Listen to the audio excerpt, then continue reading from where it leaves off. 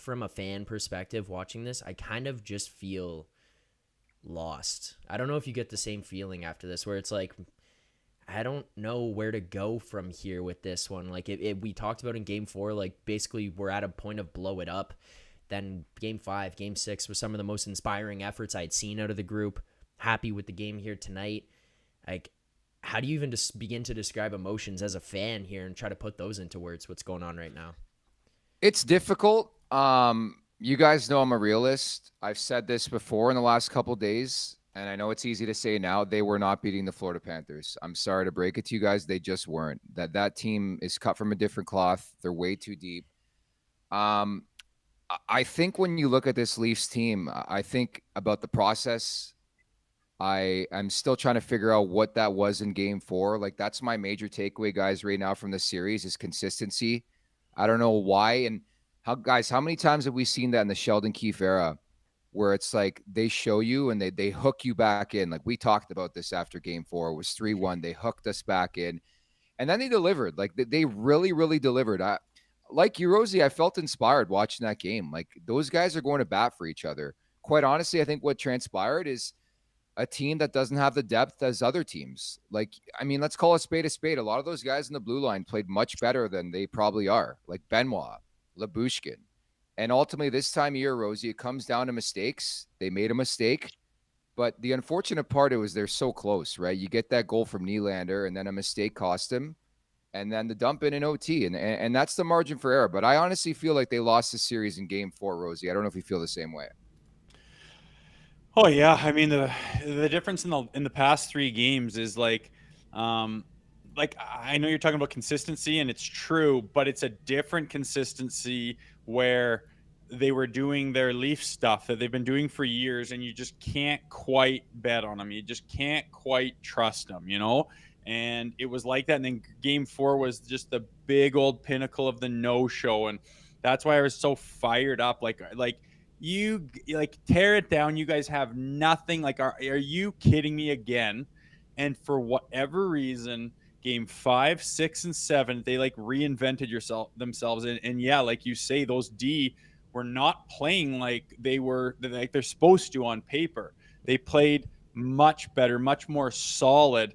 And I'm just so impressed by the way the Leafs would like clear everything from the front of their net and like just jump on loose pucks and just get the position on a guy and clear to the outsides and just like all the stuff they struggled to do. They were just, when they weren't at their best, they were just a half a step behind and chasing and reaching and hoping like all the time.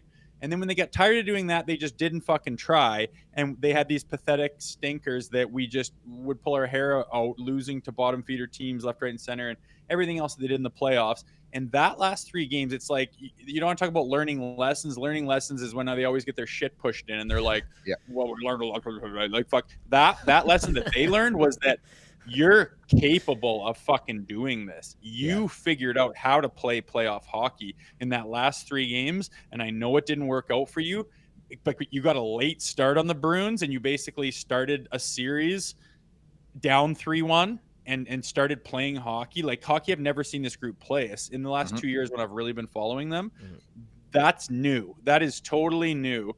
And you can go through the details on why that is, about the D and Wool and different things like that, and the emergence of Nyes, and like he's just the engine of the whole damn thing, it looks like. They figured out, if they're learning any lessons ever, that they're capable of playing playoff hockey, and that right there is what it looks like. And that gives me a lot of hope going in, although I'm as disappointed as I am. I'd love to see them try to do it again and get everyone healthy and see what they can do. Not going to happen, but goddamn, they were close, and I'm not hanging my head really tonight. To me, it reinforced a couple things, too, that we already knew in this conversation, at least. Nylander is him. Matthews is him. The guy was, 70%? Still got an apple, still made a difference. And there's some other guys that just didn't produce. I mean, you can read in between the lines there. Again, we're not going to bring up the names. There's going to be change. That's why, weirdly, I felt optimistic about Game 7. I felt confident. They played great. They played well enough to win. But I also feel optimistic because there's going to be change. Like, I think you look around this league, there's a reason why there's so many coaching changes. Sheldon Keefe, excellent job, guys. It's time to move on. It's time to bring in somebody fresh, and along those lines, it's time for a bit of a culture change to mix things up a bit. I'm not saying blow it up, but I think it's time for a retool to address other parts of their roster. Zach, I don't know if you feel the same way. Maybe I'm overthinking it after a Game 7 loss here in OT, but the big picture has never changed for me over the last couple of days. No, I don't think you are. I think I kind of have the same perspective. I think that's part of me why that's so. I guess the right way to put it would just be disappointed, upset right now, where it's like I'm not pissed off at the team. I'm actually pretty happy with the moves Tree Living's made. I like the direction that this is trending in, but there's those things in the back of my head that are, just that jaded Leafs fan in me that's concerned about some of the things that could come up in the summer, more from the perspective of, like, I mean, I can't imagine you guys are sitting here thinking you'd be fine, you'd be happy with walking away from Bertuzzi or Domi or having those guys leave. You'd like a guy like Joel Edmondson to come back. You have them a part of your group, but there's no guarantee they get signed again. I mean, you're obviously going to push. You'd think that that's going to be a case, but you kind of started to watch all these things get put together. These things start coming together at the end of the season. Heads in the right direction, how they play, these guys sticking up for each other, the mentality. It feels like there was something positive to be built off of here.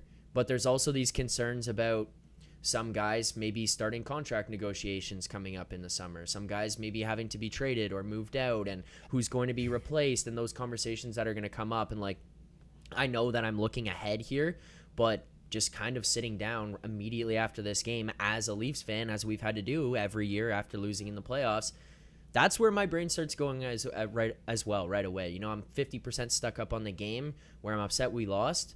But this is the first time, like you guys are saying, where I sit down after the game and went, holy shit, that was a good game. Wow, this team played the right way for 6 of 7 games in this series. Like, those things feel right, and it just feels so much more deflating having lost this one. And, I mean, Rosie, like, the turnaround from game 4 on makes you start to believe that you've got a group that can do something different here. It makes you feel like something's going to be heading in that direction. There's going to be changes, it feels like, in the summer. You think that there's a way that these guys can kind of string some things together, piece some things together over the summer to get this thing back on track, if it includes some guys maybe departing from the group? Yeah, I hope so. I mean, like, again, that last 3 games showed that, like, they haven't played like that in the playoffs in a long time. They've won by different means, but that seemed like the formula, and then you just add the offense. Like, it's absolutely inexplicable how their offense is that dry. Yeah. Like, to score 1 goal again. Dude, they scored 12 goals in 7 games, man. Like, it's unheard of, and it's you could if you just built this powerhouse, strategically defensive, positionally sound, power forward, stay at home D-man, like, type of team, you could see, well, we know that we're built this way, like, we know that we're going to have to grind out those 2-1 games. That's the polar opposite of what this team is. And it's inexplicable to not have any offense. And I have nobody idea why it is. It feels like more curse talk and stuff, and it's hard to argue with that. But let's just say that's not our problem. We have seemed to have added the depth that we need. And they are the guys that Tree Living brought in. They are the Domies and the Bertuzzis and these guys on the back end that all played. I mean, when you get a guy that's not worth, $8 million on the back end, you're like, yeah, but he's one of those guys that could just elevate his game and really give us what we need in the playoffs. Boom, there's all your guys that just did it for you, right? So I'd love to keep them all around, obviously add some pieces and whatnot, but, like, I'm sorry, but it's a salary cap era. How many chunks of that pie, how big of a piece of the pie are you giving to each player? And I'm sorry, but we have our big boys. The Nylander has proven his worth. Am I right? Yes. Austin Matthews is not going anywhere. You wouldn't give him away for the farm. And, the other pieces that I talked about, Matthew Knies' emergence, I think Joseph Woll could be a goalie, maybe go out and get someone to tandem with him. But like, in order to get to where they want to go, like, Mitch Marner's not helping you in the playoffs. He's not doing anything, like, whatsoever. And that's not my opinion. That's proven. And give him a fresh start somewhere else, if at all possible, and open up that cap space to go shopping for exactly what this team needs. And Mitch, go start fresh and flourish somewhere else. You're very good at hockey, and it's just go get a fresh start. But, like, I don't see even keeping him on the contract he's on right now for any more period of time if you don't have to. Like, as quick as you can open that up and move on from this era. And people have been talking about break up the core four, break up the core four. I'm not the first guy to say it. I'm just saying it's obviously Mitch Marner. And now that is nail in the coffin, 100% proven. Make sure to check out more of our content right here on the Leafs Nation YouTube page. We got long form interviews, we got clips, we got epic rants by Jay Rosehill. We simply have it all. And don't forget, you can find out much more at TheLeafsNation.com. Thanks so much for watching.